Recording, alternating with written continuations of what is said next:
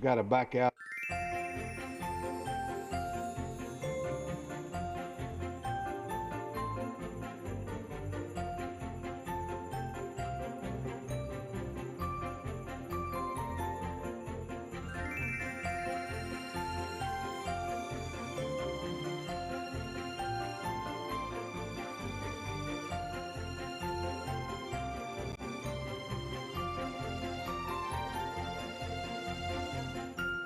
Merry Christmas from Stephen Sanders Trucking.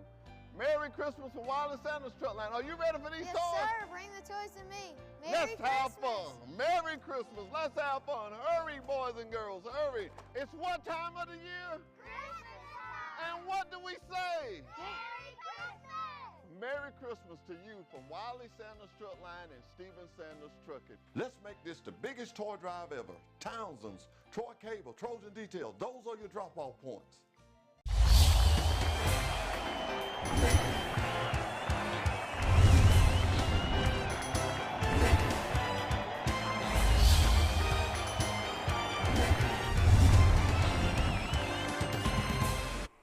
Good morning and welcome to Today in LA. That means Lower Alabama, where we come from. Of course, Forrest Lee is it Lee Forrest or is it Forrest Lee?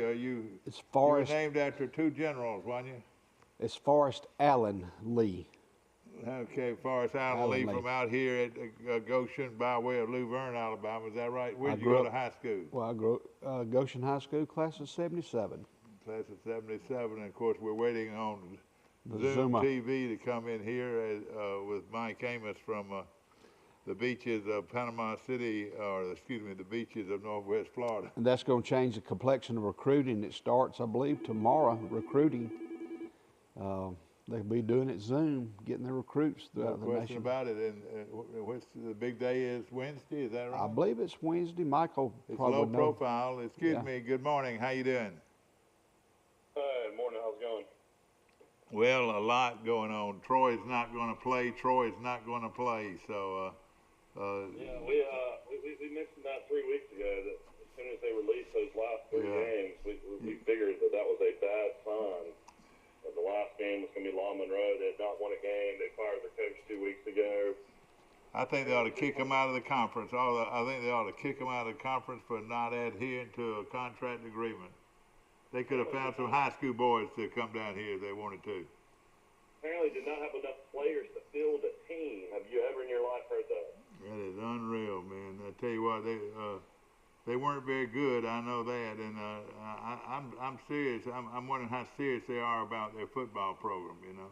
Well, there's got to be some bad. Most football programs have 150 players. When you say colleges, I don't know how many they'd have. With walk-ons, you would say you have 85 scholarship players, and then you have an additional probably 20 walk-ons. So you would think 105 players. You'll have more than that. In fact, you can actually get 105 players to report to your camp in the summer or in the preseason, and then maybe 25 to 30 more walk-ons once school starts, and 85 full scholarships. The guy that really needed it was Chip Lindsey. I mean, now you're looking at 5 and 6, coming off 5 and 7. You're talking about a hot seat going into I tell you what, I wouldn't want to be Chip Lindsey. I'm just saying that right now. He would not be one of the people I'd want to be right now with the situations that have come up, you know, with all these numbers deals and of course recruiting. You know, Troy's got a full-time recruiter and he's a good one. And I told him the other day that one of the best-looking football players I've seen this year is bagging groceries for down at Publix. And you know what? He turned out to be the brother of the brother who played quarterback at Vanderbilt. Nixon.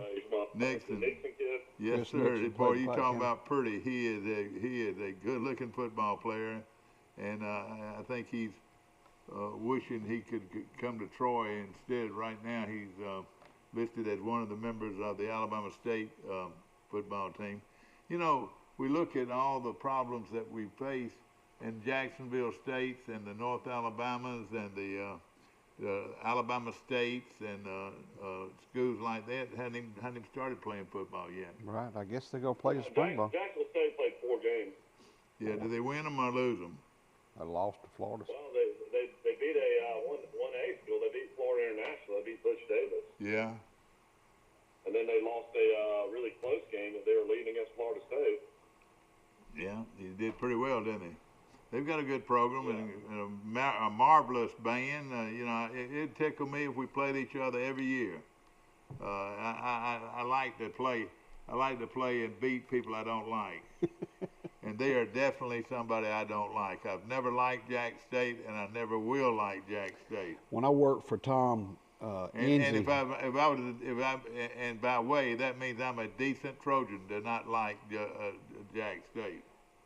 when I was a student, I worked for Tom Enzi in sports information one year, and we went to Jack State, and they whooped us bad. And I can remember them, the whole stadium singing the Mickey Mouse song. That's right, yeah, that Mickey Mouse. But they did that to our band. You know, our band and their band were real big competitors. And of course, Johnny Long went to Jacksonville State, and his wife went to Jacksonville State. You know, they were huge rivalries, not only in football, but in the band, and it was just great pageantry. And after the game, they would have the battle of the bands, and usually it'd be rainy and misty and wet and everywhere, but those bands played on, and it was a great rivalry. And but now the difference in Troy and North Alabama is in football, we're Division 1A, just like Alabama's Division 1A, just like Auburn's Division 1A. Jacksonville State is Division 1 AA, just like North Alabama, just like Florida A&M, and just like Alabama State, people like that, they're at 1 AA.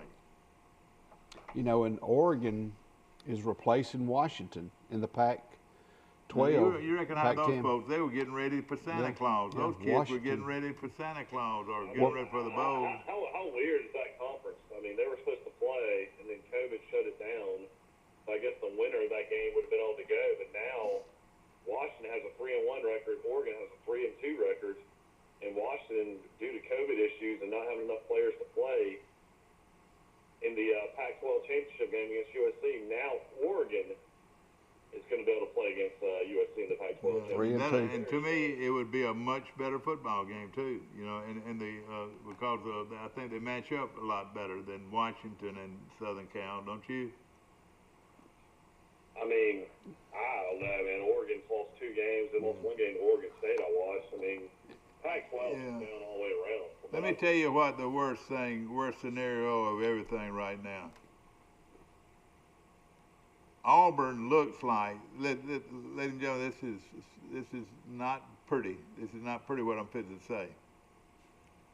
Auburn is giving up a football coach and $22 million for a guy that coaches their defensive coordinator, for a defensive coordinator, that his last head coaching experience was what? Well, he's the top candidate. One of the top candidates, sources say. He was, I think, 9-36. Tell them who we're talking about. Kevin Steele, their defensive coordinator. Auburn's willing to give up a football coach and $22 million for a defensive coordinator who his last head coaching experience was what? It was years ago. It was at Baylor. I believe he was 9-36. He was 9-36 at Baylor. But what I'm saying is, can you believe Auburn is going to give up this guy for $22 million? Boy, y'all must be richer than Gates, evidently. You know, old Gates wouldn't have give up $22 million. They were talking about it yesterday, and then Malzahn ended up coming out with a statement. What did he say? He was just so complimentary to Auburn and the Auburn family and how much he appreciated. You know what? I would be the same way. And listen, Yeah, I think I'll take that. I think I'll take that house in Colorado. I think I'll take that one, and I won't give up that one. And in fact, I'll take 2 houses in Colorado, and give me another house in the Highlands, and give me another one in deep South Florida, and I want a yacht. I want it to be 32 feet long, and I want a full crew. And I want to put this over here and this over here, and give my wife 4 Mercedes, and give her another house down at the beach, penthouse down at the beach in Destin. Well, I'm being facetious, and I know it's not anything that you will compliment me about, but it's a fact. Auburn is giving up $22 million and a halfway decent football coach for a guy that was 9-38 at his last head coaching experience. if that's who gets the job. Well, the payout is this. In 30 days, they have to pay him $10.275 million. Oh. And then for the next 4 years, around the July mark, this July, then he'll get another $2.68 million for the next 4 years, is what I've read on Alabama.com. Oh, Rocky CBS Top, Sports. you'll always be. I'm gonna move to Tennessee. Well, he's from Arkansas, born in Irving, Texas. Oh, Rocky Top, we're gonna move back to Arkansas. Arthur Gustavo Malzahn. All Auburn's former coaches live in Auburn. They never leave. I know they don't leave. You're right, and they love it. They love it because Auburn folks are so nice. Oh, how much does Chidzik have left on his contract? Gene Chidzik won a national championship, and they fired him. You know, and they fired they wrote a song down here. You're talking about your sports information director. Tom Enzi. Tom Enzi, he wrote a song after Charlie Bradshaw kicked off 15 players off his team the night before a big game.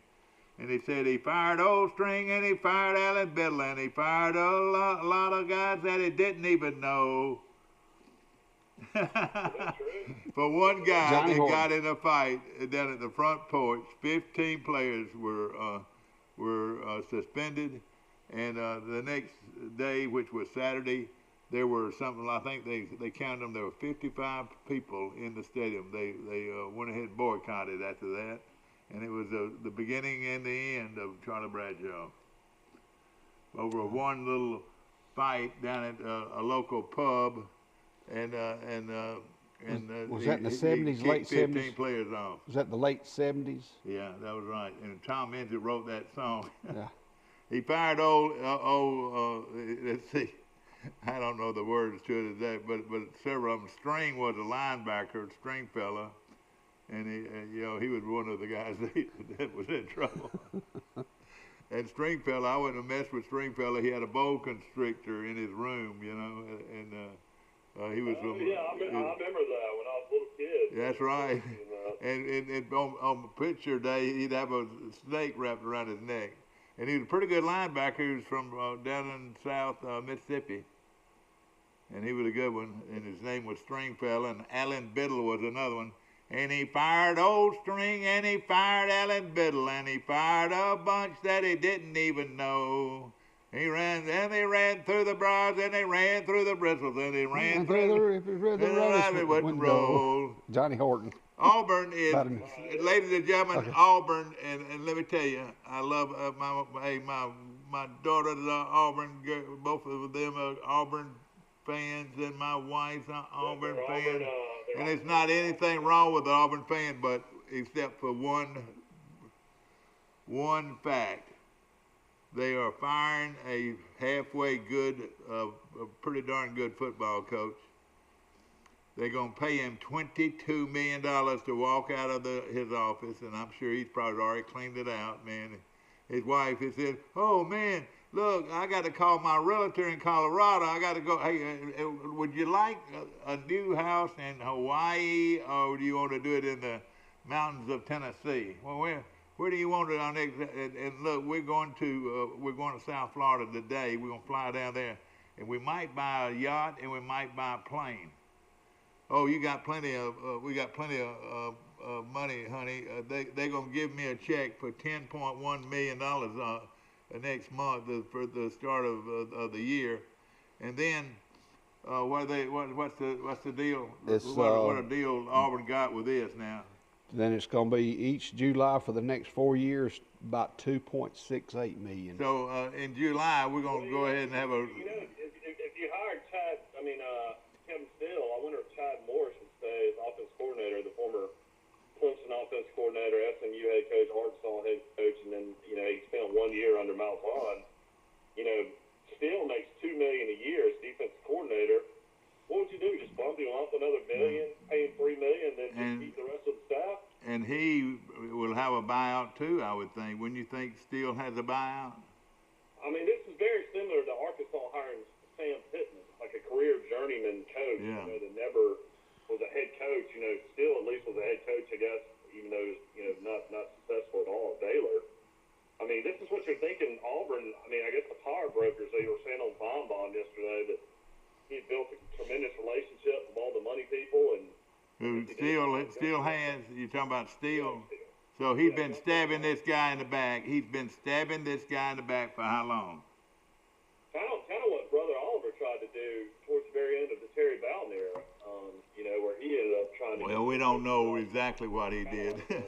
Well, Michael, I like old Brother Oliver. I liked him. Well, Michael, who's the big agent that handles most of Southeastern Conference coaches? Yeah, Jimmy Sexton. All right. Do you know who his roommate was in high school? I mean, his roommate in college.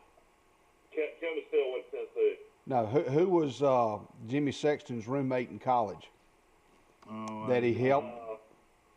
Big defensive player. Yeah, it was Reggie White, and he became a agent, and the rest is history. Oh, yeah. He manages about 11 of the 14 Southeastern Conference coaches as their agent. Sexton loves this. He loves all this. He was Neil Brown's agent. Yeah, and I spent a whole morning with his mom and daddy outside the gates of outside the gates of Neyland Stadium one Saturday afternoon. You remember that? Yeah, we tailgated with all We tailgated with him, and Jimmy came over and to see us. all the Haslams, I think is who we were tailgating with. That's right. And we had a real good time. Did y'all take Again, I'm not trying to hurt anybody's feelings this morning, but hey, Auburn is giving away the house to get a new coach, and the old coach. You're right. I wouldn't argue with anybody. They've already made the decision. And I'm going to just go ahead and start spending their money and spending it as well as I can. Well, if it's not still... Here's the official announcement for Troy season ending. Football season ended abruptly on Monday with the announcement that Thursday's finale versus ULM had been canceled due to the Warhawks not having enough players available for the game. The Trojans ended the season at 5-6 overall, 3-4 in the Sun Belt Conference. The Warhawks ended their season 0-10. 0-7 in the conference. We were extremely disappointed in the news that ULM will not be able to play due to not having enough players available for Thursday's game. Troy's athletic director Brent Jones said, "I'm very appreciative of the University of Law Monroe's athletic director Scott McDonald and Sunbelt Commissioner Keith Gill for their open lines of communication in this process. My heart hurts for our student athletes and staff who have worked tirelessly since they returned to campus in June with the intentions of playing a full 12-game schedule. To our fans, thank you for your tremendous support all season long, for once again making the event electric atmosphere each and every week. The NCAA waived minimum requirements for bowl eligibility this season, meaning a team with a sub-500 record could still play in the postseason. However, the Sun Belt went strictly by conference record to determine bowl assignments, with Coastal Carolina going 8-0, Louisiana going 7-1, Appalachian State going 6-2, Georgia Southern going 4-4, and Georgia State going 4-4, taking the league's 5 postseason bowl slots. Troy finished 5-7 in 2019, meaning they will post back-to-back losing seasons or losing records for the first time since 2014-2015. The Trojans won 10 or more games every year from 2016 to 2018 under former head coach Neil Brown, who left for West Virginia. So that's the official statement on Troy. Oh boy. Well, it's a shame. So we're basically back in the Robert Maddox times at Troy University. Yeah. You know, but like a guy told me the other day, we keep keep that bunch out of the end zone for the last minute and 15 seconds, and we would have definitely gone to a bowl game. How about this? It makes you realize now how the commissioner got involved and forced Coastal Carolina to play that game against Troy pretty much, even though the Coastal folks were trying to get out of it. Yeah, they didn't want to play. Well, he knew the whole time the Law Monroe wasn't going to be able to play Troy. That game was never going to happen. I know that game has probably been canceled now for 2 weeks. I don't even know how in the post-game press conference they even brought that up. A well-known, well-to-do Troy alumnus or Troy person told a friend of mine Saturday at the ball game there's a 90% chance that we won't play the game on Thursday. So he knew right away. Like you said, this conference guy, he knew right away what was going to happen. You know, a lot of people are saying now, which I mean, kind of makes sense. If you really think back on that Coastal Carolina game, Troy scored with a minute 20 seconds left. The guy on the radio out of Birmingham, he said yesterday, Coastal let Troy score. That was their only chance to get the ball back and win the game. And if you look, Eford, who caught the ball with 20 seconds left in the end zone, was wide open. So it makes you wonder, I mean, did Coastal say this is our best chance to let them score? They had no timeout. That's right. You got to think, they had absolutely no timeout. Yeah. Troy had the ball. I never thought of that, but I think maybe they let them score. Yeah. Well, let me tell you this: if this staff stays on, they need to look at their defensive coordinators pretty closely because you don't rush three guys against a great quarterback. You don't rush three guys and give him time. He had all the time in the world to move the ball down the field. No pressure at all. Nobody. We were rushing three guys, and they were blocking us with five guys. Hey, please, if you wake up the defense coordinator at Troy this morning and say, hey, please don't rush three guys and let 8 guys try to stop a passing attack where the quarterback knows exactly where the receiver is going to run. He's and the defensive guy, poor guy, he's guessing where is he going to throw it next, and the rest of the story is they win. You got to think that defensively, Troy was better, a lot better defensively this year than last year. I mean, they were, and they had a defense I've never seen. Yeah. Well, your linebacker was Defensive Player of the Year. In fact, for, let me tell you this: Sunbelt. He's the most. I mean, you want to go over Troy's games, and we'll go over what the defense did. Yeah, that'd be great. But let me tell you one thing before we get started. And again, this is sour grapes maybe on my part, but in a way, it's the truth by far. Is that we what I'm saying, we were in great shape with just a minute and 24 seconds left to play in the game, and they had no timeouts left, and they just moved down the field like they owned us pretty much. You feel like at worst in that situation, the worst thing that could happen is you go to overtime. That's right. That's right. I never thought they would drive the field and score in 35 seconds like they did. Yeah, that's right. Well, maybe he's learned a lesson that you don't rush. The best pass defense in the world is a good rush. Is rushing the quarterback, making him have to hurry. It's sure he's got that great receivers on both sides of the field, and they proved it all day long. But again, if that quarterback has got to move around and scramble because he got guys all over him, why not rush 5 guys and put pressure on that quarterback? But it's over. It's over. Here's the Troy schedule. This is the wrap up for the season for Troy football. You go on the road, you beat Middle Tennessee to start the season. Everybody was giddy. Everybody was up and down. How good can this team be? You win 47-14 in a total blowout at Middle Tennessee. So the defense only gives up 14 points there. And boy, what a great group of running backs. Oh, this is the best group of running backs I've ever seen at Troy. That's what we're saying. And then you get totally knocked out and back into reality. You end up playing the next week at Provo, Utah against BYU and just get dominated, maybe like a Troy team I've never seen dominated before, 48-7.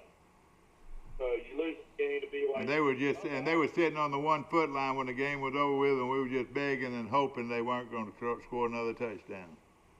And then probably the best game they played all year at home against Texas State, who scores a lot of points. They won 37-17.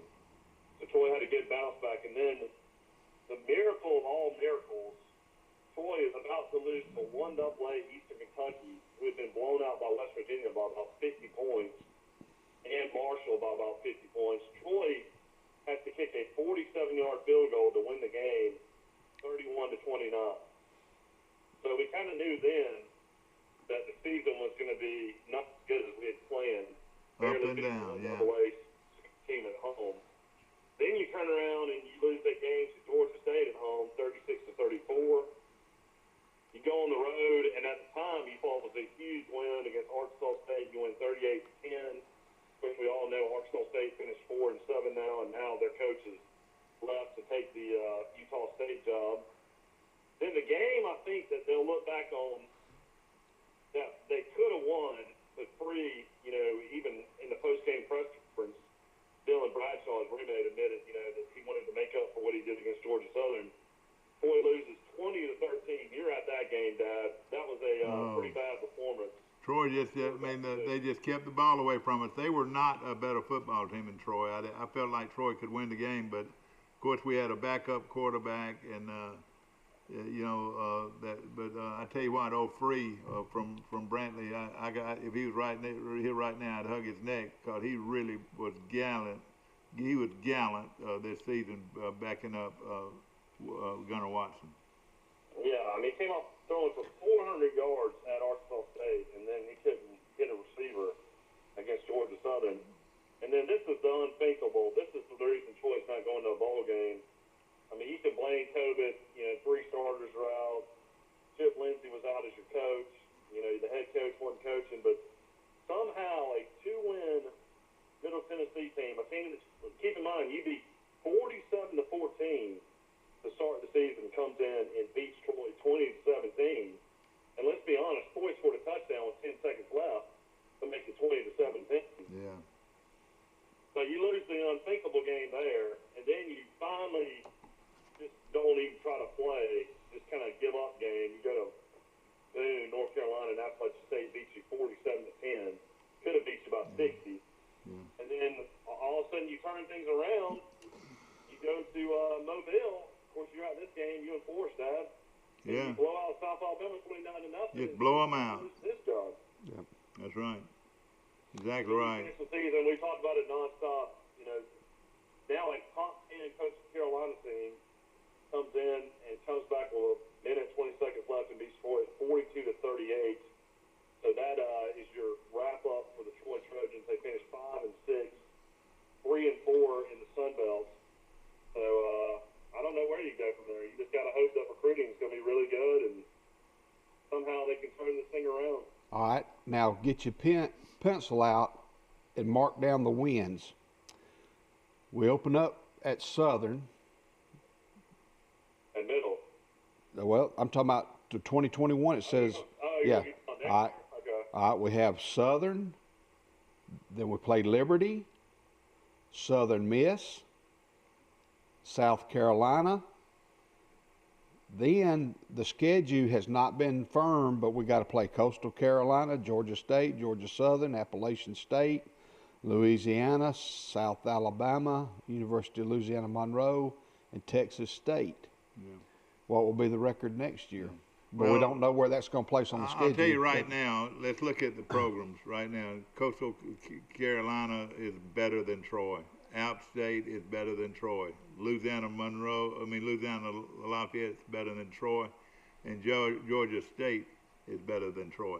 And then a big question mark. And Georgia Southern. That's what I'm saying. And Georgia Southern is, you would have to say that they're better than Troy, even though their win was the first win against Troy in 3 games. Troy had won 3 games. But just those 5 programs right now, Coastal Carolina, App State, Louisiana Lafayette, Georgia State, and Georgia Southern are better than Troy right now. Well, in the regular world, You'd have to put Arkansas State in there ahead of And oh yeah, that's right. Where would I put Arkansas State? So Yeah. put them in there too. they get Butch Jones. They're down year this year, but normally they're really good. But this tells you how strong this as far as compared to other conferences. There are a lot of good teams in this Sun Belt Conference, and Troy is at the end.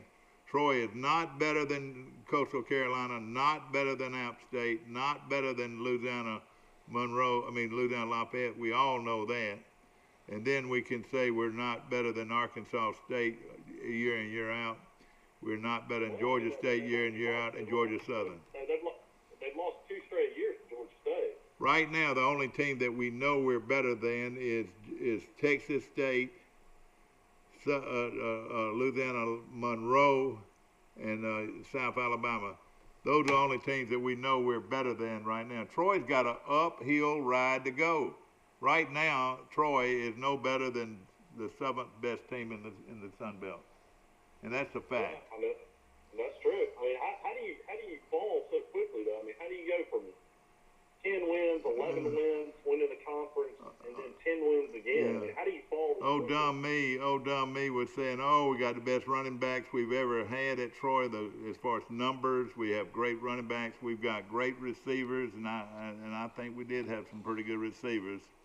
But then at quarterback, hey, I will take my 4 Troy quarterbacks compared to your 4.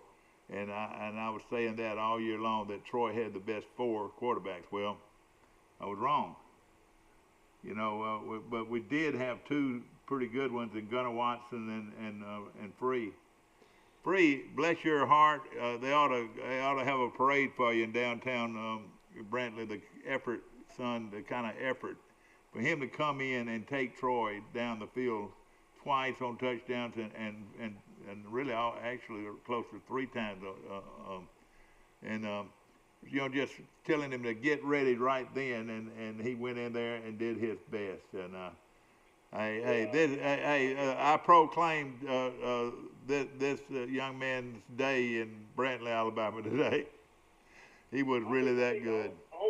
His only thing he did wrong. He made a horrible throw.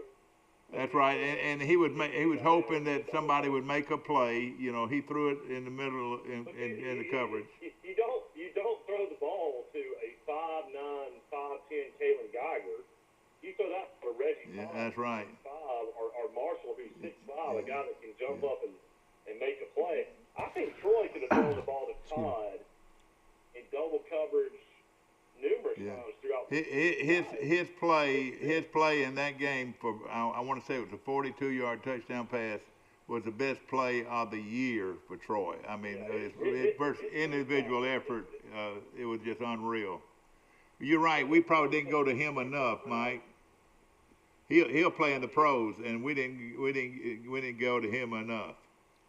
He was the guy that played at Mississippi State and was a good player there before he transferred to a junior college, and then Troy ended up getting him. It was a big pickup for Troy. Well, recruiting is tomorrow. Signing. Receivers were good. All right, tomorrow is signing day, ladies and gentlemen. Isn't that right? Tomorrow? Yeah, I think it's the 17th through the 19th. Okay. When does that start? That will I would say it starts Thursday. on Friday and goes through the weekend. Be Thursday. Okay, yeah. starts on Friday then. Is that right? Well, today's the 15th. Well, no, yeah. So it'd be Thursday through Saturday. All right, Thursday through Saturday. Yeah. And already Troy has a bunch of commitments, but the way this thing is working out now. They got a running back that everybody knows. Who is that? I told you that yesterday. All right, tell us who that guy was. They got the former one of the all-time leading rushers in the state of Alabama history. The kid. You remember him at Beauregard, the great running back at Beauregard? It was so good. They got LaDamian Webb, who transferred out of Florida State. And I know one game in high school he rushed for over 400 yards. I know that. I remember that. And 8 touchdowns. Didn't he score 8 touchdowns? Yeah, he originally committed to Mississippi State. Then he went the junior college route. Then he went to Florida State. I think he rushed for about 300 yards this year, and now has transferred to Troy. So I don't know how many years. So he did play some at Florida State. today. Yeah. I mean, This year he did. well, let me just say this. This is a screwed up mess, and it's this COVID-19, you can put your finger on it, but it's the most unusual situation where every player that you watch on TV or listen to them on the radio or whatever, every one of those players can come back for another year. Or transfer. All right, let me tell you let me tell you what I got both fingers crossed. Marshall, the great linebacker, who made 22 tackles this past Saturday, set all kinds of Troy records and so forth, and national records. He's considered one of the best defensive players in America. He's an All-American, and right now I think he, after Saturday's wonderful performance, he probably is going to be a first-team All-American. All right, next year he can go anywhere he wants to, the school if he wants to, and have 2 more years. He's a junior right now. He could stay with Troy 2 more years as a junior and then a senior. Now, the chances of us keeping him that long, he's not but 5'9". He's not a guy he's a great college linebacker. I don't know if the pros would take him at 5'9". I tell you what, he's very similar to the guy that played 12 years for the New Orleans Saints, Sam Mills. Sam Mills was 5'9", 215 pounds. What about and then Singletary? how about the boy from Elba that went to North Alabama? Ronald McKinnon was 5'9", drove right through Troy, went to North Alabama, was an All-American in North Alabama. We didn't even recruit him. and then he played 14 years in the pros, didn't he? Something like that. Well, I mean, you're looking at it right now. Anthony Reed's son played outside linebacker at Nevada. In Dothan High School, nobody offered him except Nevada. Troy didn't even offer him. You know what? Just because he was Anthony Reed's son, I would have signed him. Let me tell you this. No athlete has ever been at Troy. And I know I'm preaching the gospel this morning. No athlete, and I would go to my grave in saying this, no athlete ever in the history of Troy University athletics had one individual applied so much effort than the great Anthony Reed. Anthony Reed. Yeah, his son is from downtown Hayneville, I want to say that's where he's from. His son is one of the leading sack guys on the Denver Broncos right now. Yeah. It's just hard to believe. But of course, now Troy's got some great commitment, so forth. But now with the situation the way it is, who comes back and who goes? That's what I was fixing to say. That's the with key. this kind of situation where everybody goes back and has another year of eligibility, it's opening up a can of worms that, and what we can also say, those guys that have committed to Troy could jump on the bandwagon at Alabama, Auburn, wherever they want to go. Well, there's got to be a board in everybody's coach's office, transfers available, or graduates available for transfer. Junior colleges, I'm sitting here high school. in Nick Saban's office, and we're looking at these recruits, and of course there are 2 signing days, one this week, and then later on in February, first week in February. All right, and they hear all about. Tell me about this guy down in Troy that this great tackler, this great linebacker. He made 22 tackles on national TV the other day. Gosh, why don't we call him and see if he'll come play the next 2 years with us at Alabama or us at Auburn? Well, I mean, you're right. I mean, I was even thinking Free showed enough on film this year that, if Auburn and Alabama needed a third-string quarterback, maybe a second-string quarterback, you could probably transfer and be a backup in an SEC. And let me tell you this, I don't see a dime bit of difference in he and Gunnar Watson, to tell you the truth. I mean, both of them have great arms. Let me tell you, Free threw some passes. I don't know if you saw the one across the middle that was just perfect pass. That was a big play in the go-ahead drive. But let me tell you this, he gets some more meat on his bones, a little bit more strength, and which a year of working out weights could do, and he's got 2 more years of eligibility at Troy. I'd be very happy with Free, and I'm happy with Gunnar Watson. he's got an extra year too, and he's a kid that we were talking down at the South Alabama game how physical he looked. Man, I tell you, have you ever heard Mike? He looks good. He looks good in his uniform. Well, let me tell you this: Gunnar Watson looks good in his uniform. 6'4", 220, 225. On the recruiting list, I don't remember seeing but maybe 1, 2, maybe 3 offensive and defensive linemen that they're signing. See, and that's you've what got the to key have is. the beef.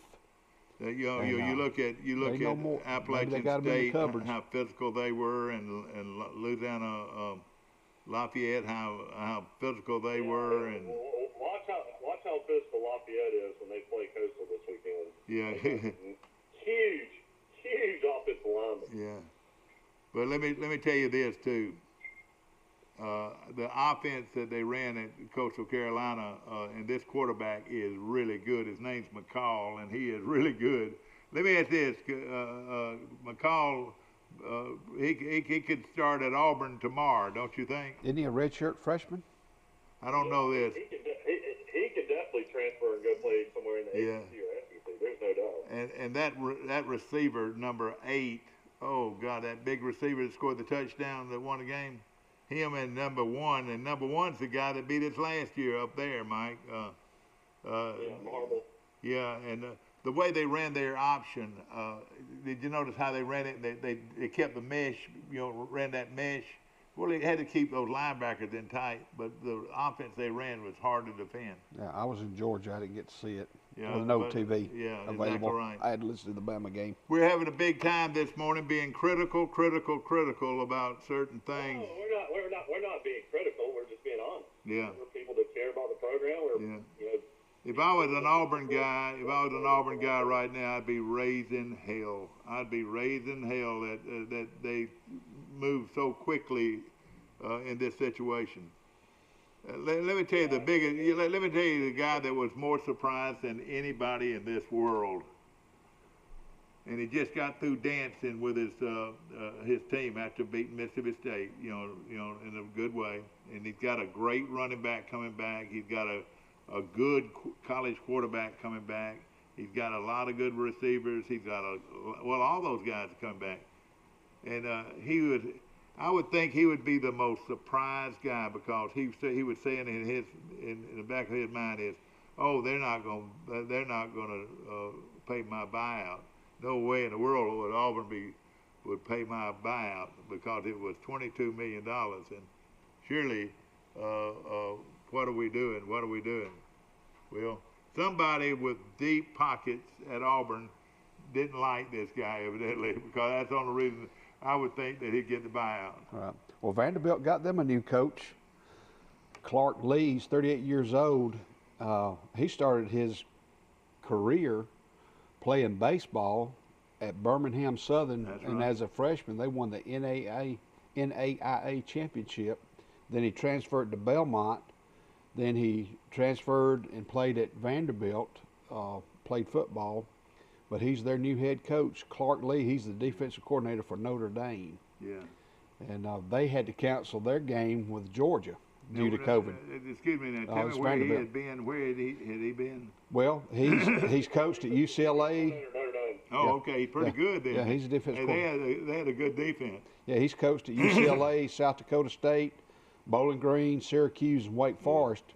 But he's 38 years old, and he's the new head coach at Vanderbilt. Yeah. And then Vanderbilt-Georgia game is off this Yeah. weekend. And I'm about to turn my allegiances toward Notre Dame. I think Notre Dame's going to beat Clemson again. I think they're going to beat Clemson again, Mike, with this long-haired quarterback. Clemson's 10.5-point favorite. Jump all over Notre Dame. Hey, have you noticed this? And again, that game will be at 3 o'clock on ABC. Georgia and Vanderbilt now has been canceled twice. I'm sure the Georgia coaching staff and the athletic director was already really critical of Vanderbilt. I'm sure they're furious because they wanted another win as well. Oh, yeah. So that kind of pretty much took away a sure win. They're 40-point favorites.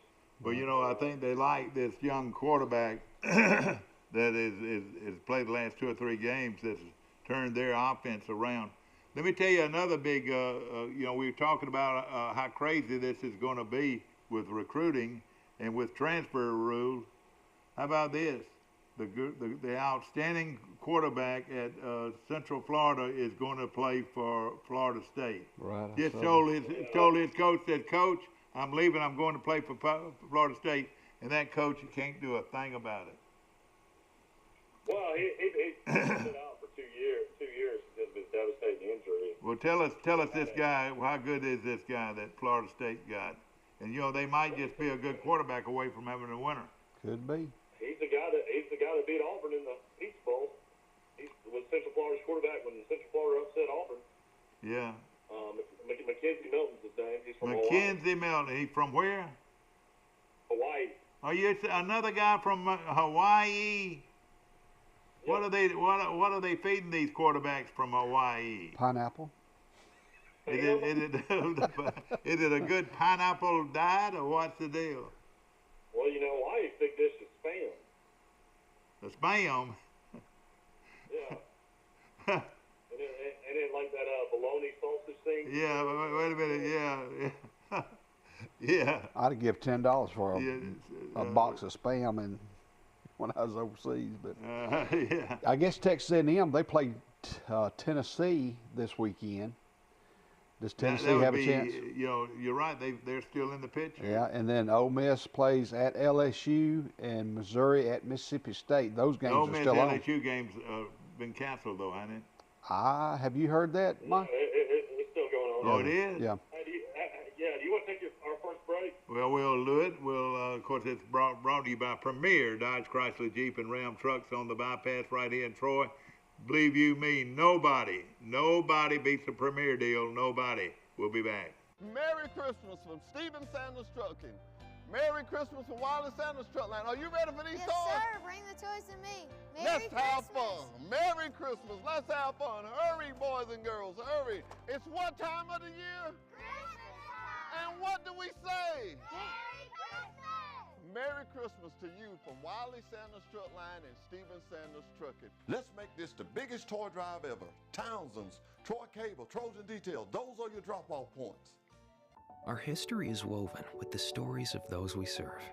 At Max, we've been a good community partner for 65 years. Max is dedicated to providing dependable financial services and to supporting our communities. We volunteer our time and share our resources. As a credit union, we've returned millions of dollars back to our members, local nonprofits, and small businesses. Max is honored to be a part of your story. We look forward to serving you for years to come.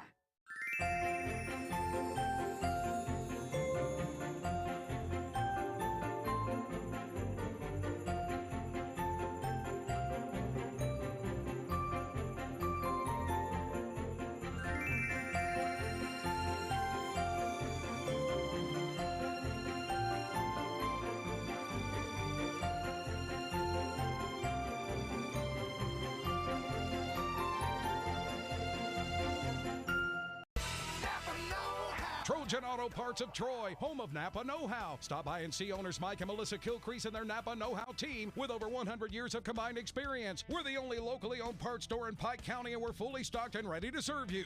We pride ourselves on being your go-to parts store, not only for the simple items, but we specialize in those hard-to-find items as well. Trojan Auto Parts, the right part at the right price at the right time. Napa, a name you've trusted here in Troy since 1945. At the Piggly Wiggly, we proudly support our local farmers and bring you the best they have to offer, all at cost plus 10%. When you shop local, you reinvest in your community. Remember, buy local, shop local. Piggly Wiggly, local since forever. Merry Christmas from Stephen Sanders Trucking. Merry Christmas from Wiley Sanders Truckline. Are you ready for these Yes, toys? sir. Bring the toys to me. Merry Let's have Christmas. fun. Merry Christmas. Let's have fun. Hurry, boys and girls, hurry. It's what time of the year? Christmas time. And what do we say? Merry Christmas. Merry Christmas to you from Wiley Sanders Truckline and Stephen Sanders Trucking. Let's make this the biggest toy drive ever. Townsend's, Troy Cable, Trojan Detail, those are your drop-off points. Oh, Forest Lee, don't you cry for me, 'cause we come from Alabama with a banjo on our knee. Ladies and gentlemen, the sun did go up. It is bright, bright, bright. The sun to the east of us on every morning is bright, bright, bright. If you're going on the bypass heading toward Brundage, that is a powerful sun right there. Tough at times. And of course, same way in the afternoon, the sun coming in from the west is another powerful sun. And now, of course, ladies and gentlemen, if, you know, with this Christmas season here, and you know, Santa Claus is coming regardless of how much money Auburn paid out. Santa Claus is still going to come, and we are very thoughtful of young people out there, young children out there that some of them won't get anything for Christmas, but Wiley Santa's Truck Lines right here in Troy has a huge, and Troy Cable also, toy, big old trailway, big old 18-wheeler parked out in front of our store here on South Brundage Street.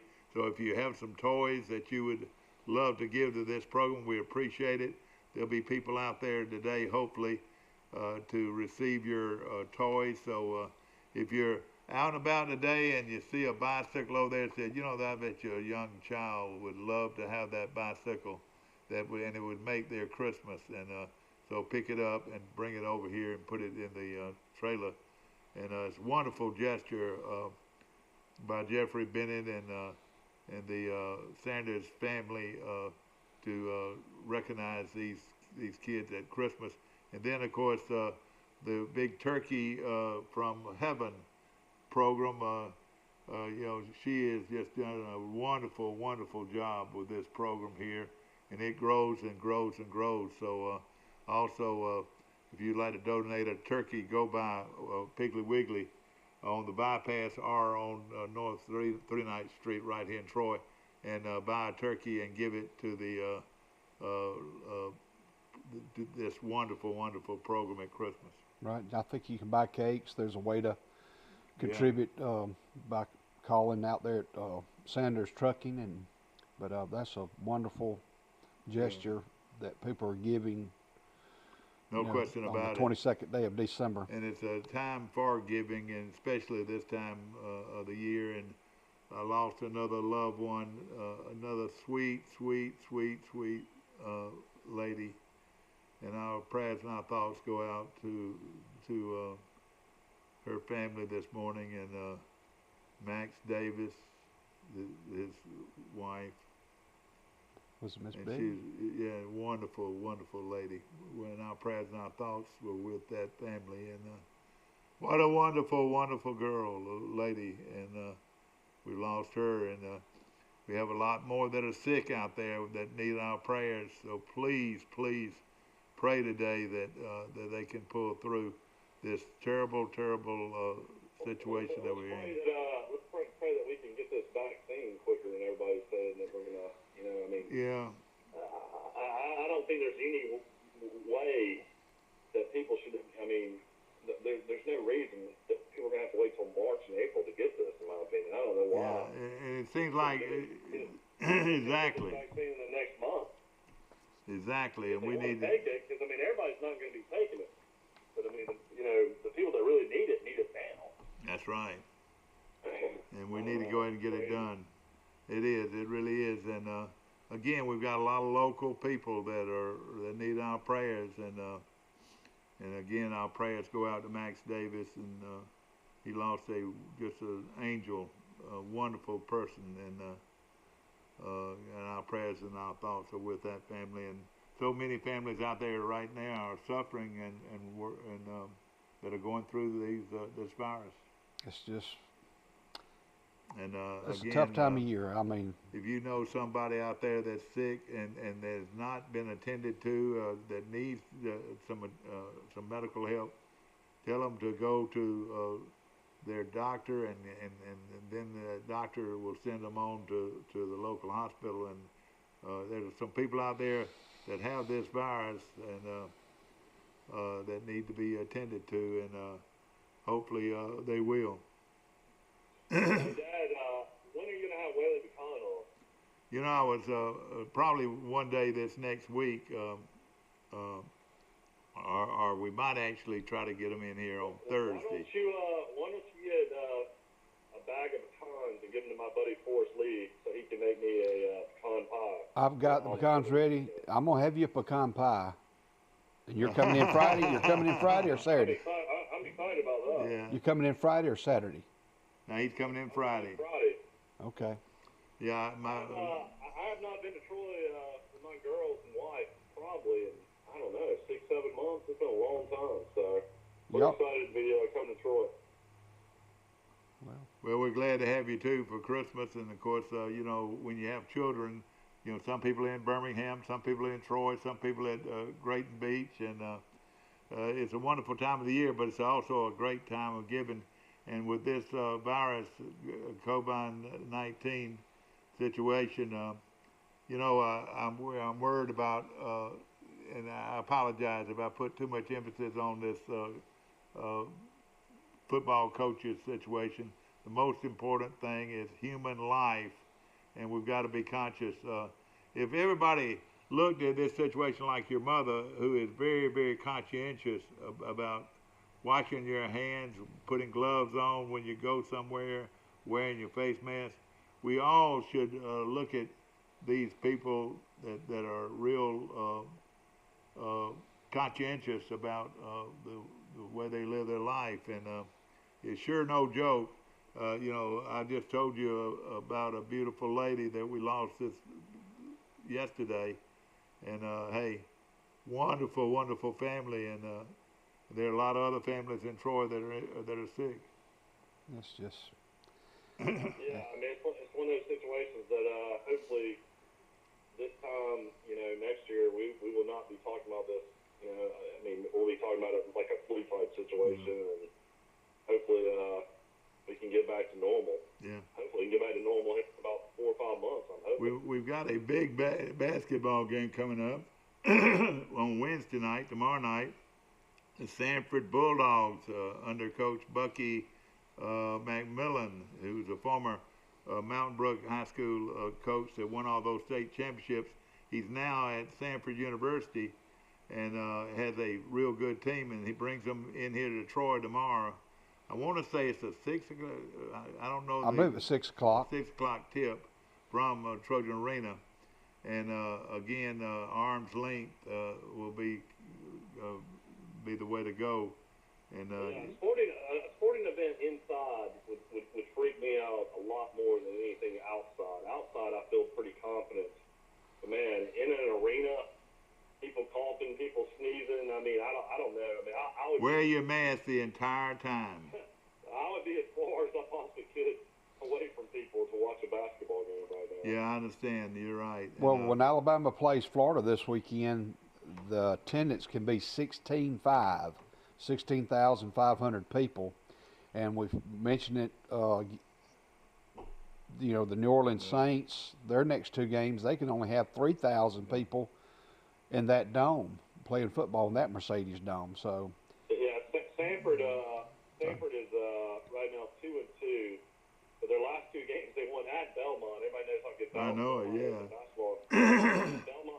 They beat Belmont by 13, and then they went on the road and played Georgia in Athens, and only got beat 79-75. Yeah. So that tells you they're pretty good. They had an exhibition game against Greenville University. I'm not sure exactly where that is, but you know he presses and he scores a lot of points. So in that exhibition game, they won 174-99. Boy, he's trying to pull out some Troy stuff, then, isn't he? He scored 174 points in the exhibition game. Yeah. We saw a game, I don't know, what day was that, 2000, or was that 90s? 93 was the 258. 1903, I sat in the gym with Troy, hear this, scored 258 points against a team out of Atlanta, 258 to 140 something or something like that. Troy scored 130 points in the first half, but that's something that I'm afraid has not received as much attention as it should. Troy hit 52 three-pointers that was broken. The NCAA mark was broken this past week. But just look at it. Troy was hit 52 out of 106 three-pointers in that game where they scored all those points.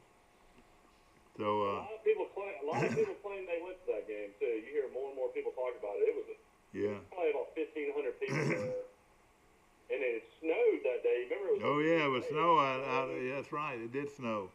And see, Troy had scored 175 maybe the year before, or 180 the year before. So everybody kind of knew what was going to happen. You know, Andrew Jeske was one of the officials. Almost like the fix was in. Yeah. Maestri and that coach already kind of knew that. I don't know if Maestri ever thought they were going to score over 200. Yeah. But they ended up scoring 258. Yeah. Wow. Of course, our sponsors, and we appreciate them so much. You can see them in our background. Of course, the show is brought to you by Premier Dodge, Chrysler, Jeep, and Ram trucks. And everywhere I go, I have people to tell me about my truck. Now, you know it firsthand. Tell me about my truck. Well, it rides smooth as silk. You're driving, say, 70 miles an hour down the interstate. You feel like you're driving 40 miles an hour. It's smooth, and, you know, I like the little dial to drive. It's got a little dial. That's on a Hemi. The seats, you know, very, very comfortable. You know, it feels like you're kind of in just real cushiony, and it's just drives smooth. You have seat warmers, Dad? Oh yeah. Listen, I had my steering wheel was heated this morning. My seat was heated automatically. Mm-hmm. And then this is something that Forrest couldn't understand on this Ram truck that I own. It's a Hemi, and it is a beautiful truck. You couldn't get over the bright lights where it was doing it for you. Right. Instead of turning your bright lights on, they come on automatically when you meet another vehicle, and then it comes back on after you pass by. Mm-hmm. And then the buzzers. Let me tell you, over 5 times that I can remember, it stopped my vehicle backing up, or I would have hit something. Right. 5 different times did it stop that vehicle. Well, one thing, you know, on the interstate, you know, I was watching people coming to my left, and I'd turn my signal on to take a left, you know, on the interstate like I was going to pass a vehicle. Yeah, that's right. And it would make a noise to let me know someone was to my left. Of course, I knew it. I was waiting for them to clear. And how many times do you catch yourself doing this on this truck? It does it for you, you know. Exactly. But boy, and it's got all kinds of bells and whistles. Bells and whistles, and they're to protect you, you know. That's right. And so forth. And like on the windshield wipers, they come on automatically. Wow. You know, and it's just so many benefits that they come out with, and Ram trucks are just a premium right now at Premier Dodge, Chrysler, Jeep. You can buy a Ram truck cheaper than you can buy it anywhere in the country. In fact, he'll tell you right now, I'll beat anybody's price. Anybody's price. Well, the last Dodge truck I drove was in the military out there at the National Guard Armory, and that was a green Dodge. This one drives so much better. Exactly right. But it's again, please be careful where you go with large crowds. And of course, I know we were promoting Troy basketball, but I can see myself walking around in the upper echelons of that beautiful facility, and being very conscious with a face mask. Wear a face mask to that game, and take every precaution that you need. Of course, SEC Championship Week, we need to mention, Alabama's going to play Florida. Excuse me. Kyle Pitts, Florida, phenomenal tight end, going to be a first-round pick in the draft, going to play. He said that yesterday during the press conference. Alabama might have Christian Harris, their bucket candidate at linebacker. He's possibly going to play the game-time decision, so that'd be big. Who would you rather have, Harris or Marshall? Who would you rather have? Well, Harris is a big, strong, fast, athletic, can fly all over the field, cover tight ends. Marshall can do the same.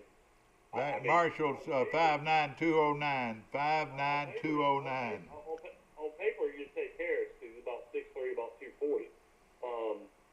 But Alabama is now a 17.5-point favorite. Golly. Vegas is saying this line's only going to go up. I mean, I don't know how you don't take Florida. If you get Florida over 17.5, 18, I don't think Alabama will blow them out. I think there'll be a pretty competitive game. You know, I'm about to think that I'm about to not particularly like this Florida coach. He's an arrogant rascal, and he got it. He's never beat Alabama. I know it, but he's got a lot of that way about him that you don't like. You know. You know, players do it all the time. In that same play where the kid threw the shoe, there's another Florida player just standing over the guy on the ground just like this, staring at him. Exactly, yeah. And that's uncalled for, and I think you can get that out of there. You know, I've during all this season, time to time. You know, the coach at LSU, you know, he's got his own problems and everything. But let me tell you this, people that don't think he can still coach are wrong. And he proved that against Florida. You know, no way were they supposed to have a chance in that game. And, hey, you know, I've always said this, you get in a situation where a team thinks he's got a chance to win. You know, LSU probably went in there at first and probably didn't realize they had a chance to win, but the more things that happen, a score here and a big play here, they start to think they can win the football game. Just like Auburn, they made a big mistake, but listen, how many times can you remember this? The field goal attempt will be from 57 yards out, and Auburn will defend. Snapback touchdown. The kick is high enough. It is far enough, or it is taken in. It looks like he's going to run it back. It looks like he's going to run it back. He's to the 20, to the 30, to the 40, to the 50. At midfield, he's loose. Hey, listen real closely. Auburn's going to win the football game. Auburn is going to win the football game. And Malzahn won't be there.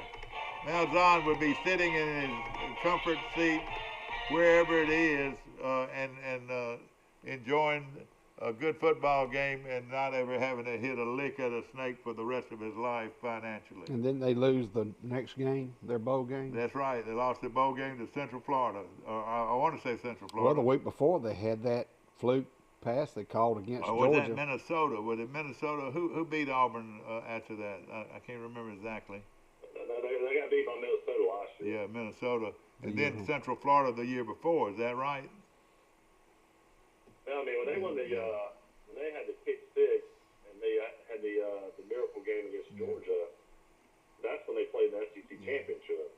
You know, and there are a lot of good Auburn folks out there, and a lot of them are friends of mine, real good friends of mine. And like I said, I got a lot of family that are Auburn fans.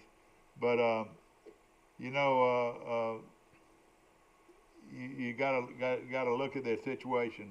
Mike told me something the other day, Forrest, that in the last 30 games, what is Malzahn's record at Auburn, Mike? In the last 30 games they've played, what is Malzahn's record at Auburn? I don't know. I'd have to go look it up again. 15-15. They've won 500. They're 15-15 in the last 30 games that they played, and then he went 6-4 last year, and I think he went 9-5 the year before. Yeah. Well, and the other thing is all these recruiting gurus or so-called gurus that have these recruiting rankings and all that have Auburn would just ranked 39th in the country in recruiting, and 50 in one poll, 50 in the country. Well, I think there are more players out there that Auburn would have been able to recruit, and it would have eventually been better than that. But for Auburn, the program that it is, and have be ranked 38 in the country in recruiting, that's not very good. And that right there is probably what got his job. They've got 12 recruits right now if they sign. Yeah, if they sign. And, you know, one thing about COVID and the bowl games, this Saturday, The Tropical Smoothie Cafe Frisco Bowl in Frisco, Texas was supposed to take place.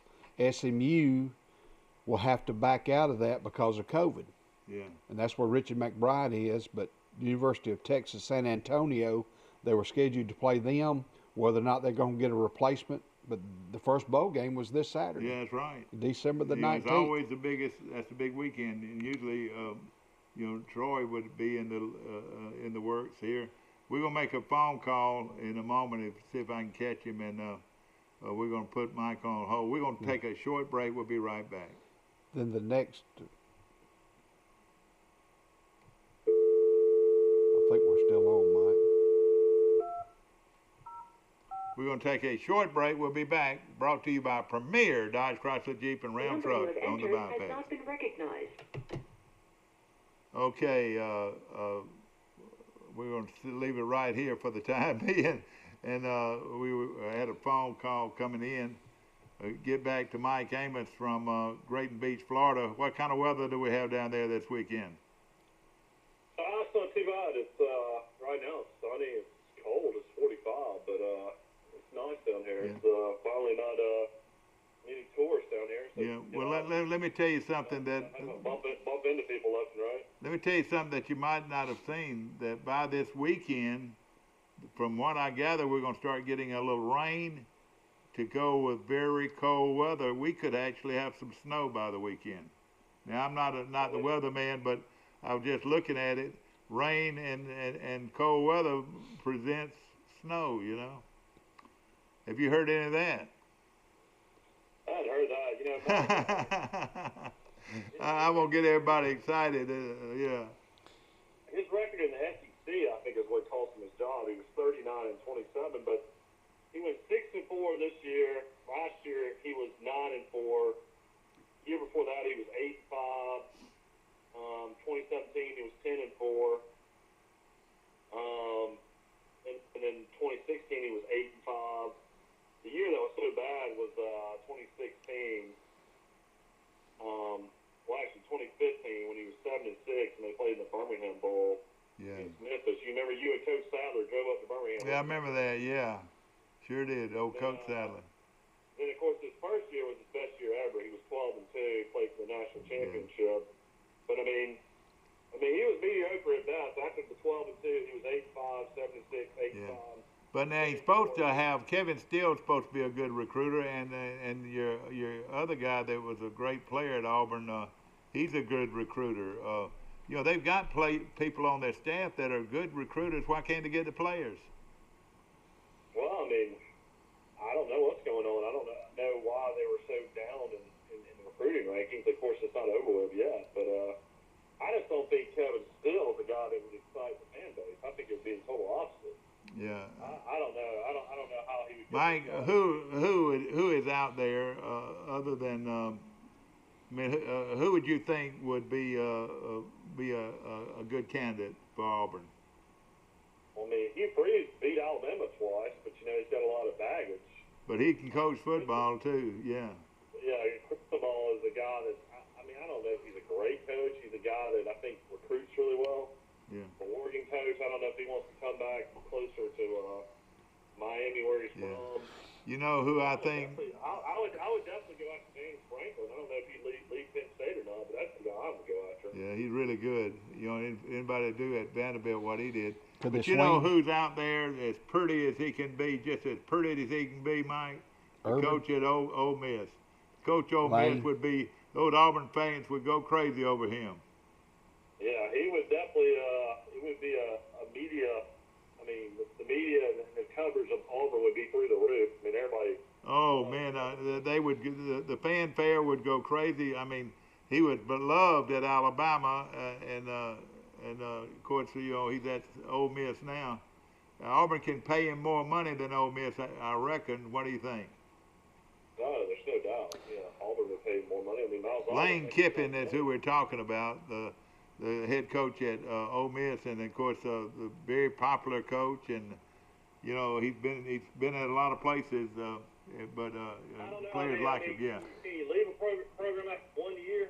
I reckon I don't see anything wrong with it. I mean, they do it every day. Amy's got the best quarterback in the SEC coming back next year. Matt Corral's already said he's coming back. Well, you know what? He might be coming to Auburn. I think that's where all this going to work. Everybody's going to be after a good quarterback. If Franklin was fired, he's not going to be fired at Penn State. Said his buyout is $38 million. Oh, God. But what kind of clause is there if you want to take another job? That's if he were fired.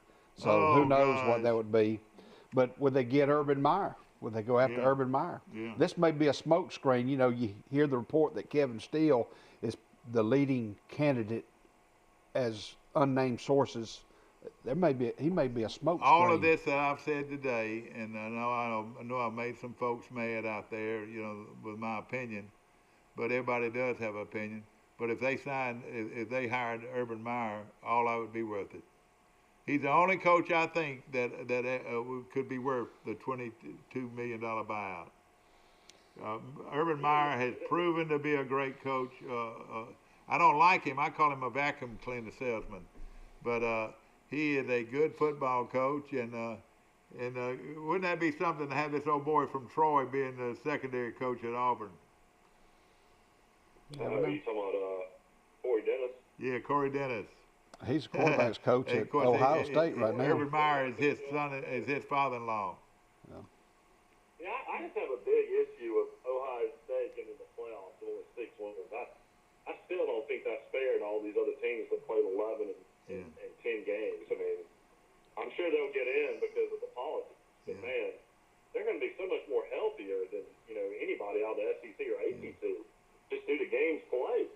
I tell you, the team that really is getting the shaft is Cincinnati. I mean, do you feel like that makes the team better or worse playing less games? As far as team chemistry, I mean, I don't know. I feel like the healthier team would be the team that played less. Well, what I've said, you've got the deal right next. I mean, who would you rather have, Mike?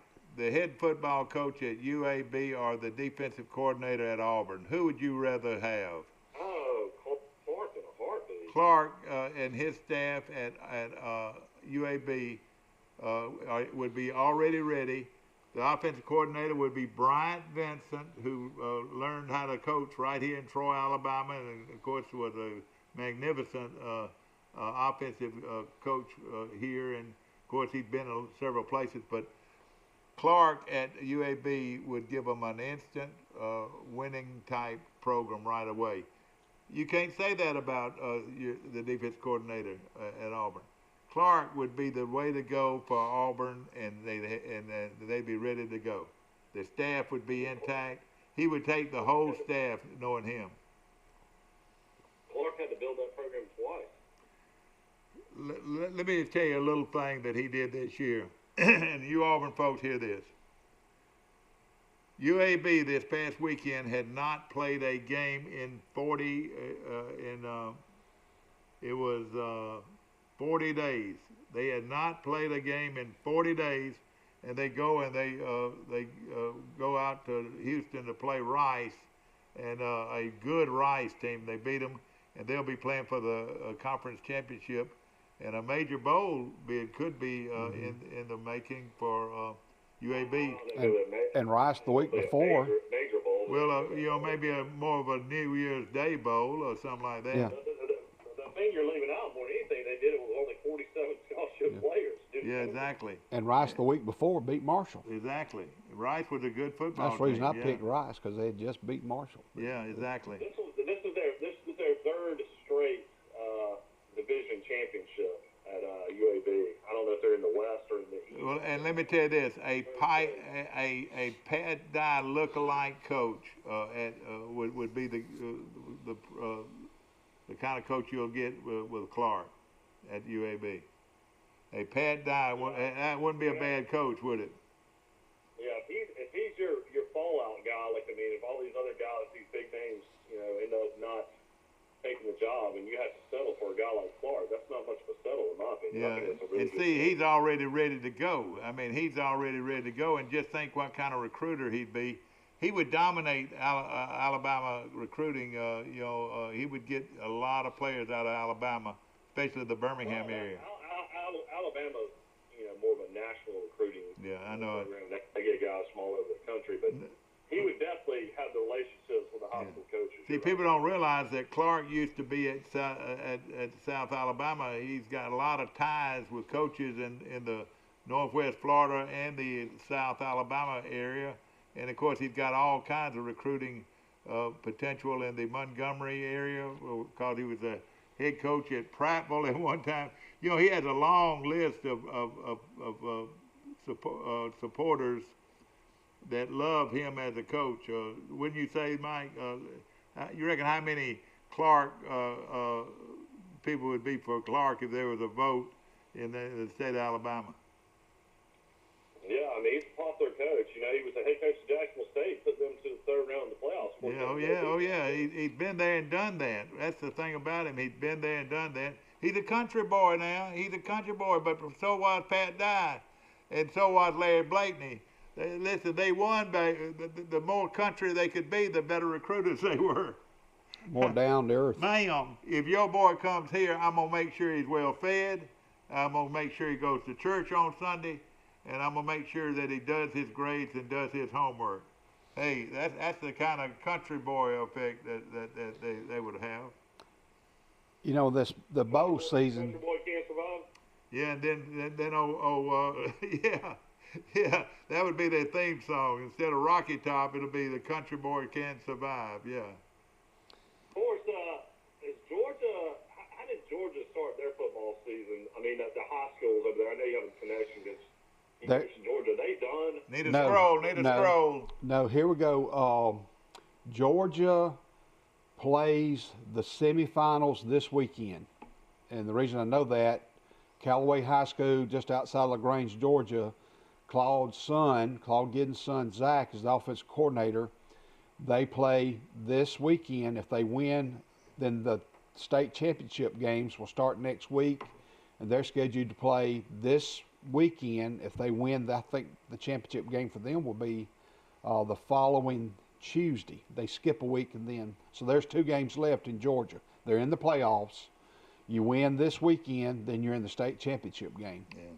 So I wonder if the 2 great Valdosta coaches, you got Jamie DeBose and Russ Probst coaching in Valdosta. I wonder if those teams are in it still. I'll look that up for tomorrow, but I'm pretty sure they are. I think they both won this past weekend. Are they playing for the state championship? No, not yet. You got to win one more game, and then you'll play for the state finals the next week. I like Jamie DeBose. I always wonder if Probst would have coached in college, what he would have accomplished. Because I really think he would have won at the highest level. I think he was that good of a coach. Look how easy that was to put that. He did a lot of stuff off the field that wasn't good, but man, he could coach. Right. Oh yeah, no question about it. You know, next week, starting this Saturday, between this Saturday and next Saturday, there's 14 bowl games scheduled. Yeah. And we don't know who's going to be. We know who some of those teams will be, but you know, Christmas is next Friday. Yeah, exactly. Next Friday. Isn't that amazing? Isn't that right? Yeah, I believe it's next Friday. The well, 25th is on a Friday. And we're looking at... Today's the 15th. Friday week is Christmas. Friday week is Christmas. Merry Christmas! Did you know Troy played a ranked Mississippi State team in the women's basketball last night over in Starkville? And we talk about this all the time, the difference when you're playing like a SEC highly ranked team. Like Troy's women's basketball programs, they're really good over Coach Rigby. But they played at Mississippi State, and they got beat 103 to 76. Oh, boy. So they almost got beat by 30 points. That just shows you the difference in talent level from the big conferences, the ranked teams. It is obvious. You're right. Basketball. You're exactly right. They're not ready to play with the big boys or the big girls yet. Yeah, a couple times they made the NCAA tournament. I think every time they've been beaten over by 40 points. It's just a huge difference. What is our deal on our girl from Troy? You know, I always thought that the girl from Charles Henderson, if she'd come to Troy, they could build a good program around him. But what's happened to her? Do you know? She's having to sit out the year at Georgia. She's at Georgia, University of Georgia now. Transferred from Rutgers See, we to knew Georgia. that she would. I mean, we knew that she wasn't going to stay at Rutgers. That's too far from home, you know. Yeah, that was a crazy decision. Yeah, but she could have come to Troy, and she could have come to Troy and they could have built a heck of a program around her. Well, Tootie Jones is playing at Belmont. You know, Yeah. they're 2-1. They've got a good women's program up there. Sure they do. And but Tootie Jones is on the team at Yeah. Belmont. And Charles Henson continues to be good. I think they're undefeated. Well, right now. I don't know about the girls. The boys are 8-2. They're ranked like in the top 5 in What makes 5A. them so good? Does that surprise you? Well, we got to look at the schedule. I don't know what the schedule's been, who they played. But they've already played But 10 games. They That's played a lot. 10 games, and you know, I know even in high school basketball, the issue of COVID is still out there. They're having Exactly. I don't know all the details, but they've had a glitch here and there throughout the season. And one of the great. The top player at Georgia is Jay Barker's daughter. Are you serious? Yeah, she was the best player in the state of Alabama last year at Spain Are Park. you serious? I did not realize that. Yeah, her name's Ashley Barker. And who is her mama? I don't know. You know, he had gotten a divorce. Oh, I didn't know that. His wife, when he Well, married Sarah Adams. A lot of people might not know this, that Jay Barker is married to one of the leading country music singers in the world. And they live right there in Mountain Brook, Mike. I know where they live. Yeah, I've seen him many times out and about. And Jay Barker, if you were looking for a premium example of what a good college football coach, a player is supposed to be like, look at Jay Barker. Mike, he is well known and well loved. He's not a Pat Sullivan, but he's close to being the Pat Sullivan type. Don't you agree? Yeah, he was about as popular as you could get. And of course, he's a man of faith. You know, he was very religious and actually spoke at our church. I remember when I was a kid growing up while he was at Alabama. Oh yeah. Stedman Shealy. And you know, and There's also, you know, you're right. Stedman Shealy spoke to our group before, and you know what a great player he was. But Jay Barker, Mike, we went to a game, ladies and gentlemen, when he was at Alabama, and I cannot ever remember an Alabama team that was just destined to lose the football game at Mississippi State. Mississippi State led the whole ball game, but old Jay Barker sort of just took it in one hand and won the ball game for him, didn't he? Yeah, I mean, Barker was a great quarterback his last 2 years. I mean, he really developed under Homer Smith, became a really good thrower of the football. And, I mean, you know, he basically had Alabama ready to play for another national championship, just didn't beat Florida in the championship game. I'll tell you this, though, in that Mississippi State game that Alabama came back and won, we had wonderful seats. Ladies and gentlemen, we had wonderful seats. We were on the 50-yard line on row 1. You couldn't see anything but the butts of a bunch of football players in front of you. We were on the front row of 50-yard line. Probably the worst ticket, the worst seat in college football is right behind the opposing the team's bench. But boy, what a game! And who was that receiver from Mississippi State that was so good, Mike? It was Eric Moles. He played Eric for Moles. about 10 years for Buffalo. Boy, how good Eric Moles was in that ball game. But that was a great game. Rebecca was in meteorology school at the time over there. Yeah, that's right. Exactly. Of course, Jim Tompkins, my very dear friend, he coached at Mississippi State for several years and still lives over there. I believe so. Married Phyllis Tompkins, Phil I Cat tell you what, Tompkins. you want to ride over there and see him one day? Well, actually, I'm going over there in January. My daughter is doing a photography clinic workshop, and Jody and I are going to Mississippi State, and I want to look up Miss Phyllis Tompkins, and I did my internship under her at the middle school. Excellent teacher, wasn't she? Whitey Whitman, Steve Miller, and Coach Whitman's daughter, Candace, she's posting a lot of old physical education pictures, but every physical education program in the country ought to be like it was back then under Coach Whitman. Of course, Jim Phenomenal. Tompkins has his own business. They wake up at 4:30 every morning and come see him at his health clinic. It's a health club that is for I want to say 60 years and older are the age groups that he goes. Of course, you know, you ever seen him with his shirt off? Well, I tried out. He looked like Hercules, didn't he? Yeah, But you know, he was retained by Sylvester Croon on staff yeah. when he got that job. But Coach Tompkins, you're right. He's got to be. Of course, 70. he coached under the. I reckon you'd call him a great coach. He made the Mississippi State a winner. Jackie Sherrill. He was at Southern Miss and then went to Mississippi State. He had Jackie Sherrill had Jim Thompson or Tompkins, and he also had David Wilson on that stuff. Yeah. Well, I'll tell you something else about Jim Tompkins. He was a linebacker coach, and he sent and was just real knowledgeable of the linebacker position. I think they went 10 straight years with a different player that was first team SEC, all SEC. That's the kind of coach Jim Tompkins was. That he had a player every 10 years. I mean, in 10 years, an individual player was Mississippi State first team all SEC. He was we're at 8:30. It's time to wrap up, isn't it? Yeah, and I hope everybody will go out and be very conscious of this virus, and our prayers are with a lot of people out there that have the virus. Please pray for these people, and of course we love you all, and want you to be with us tomorrow. Max Howell will be our guest tomorrow. You can watch us again today at 1:30. Steve Camp taking care of us. We appreciate it. Have a great day.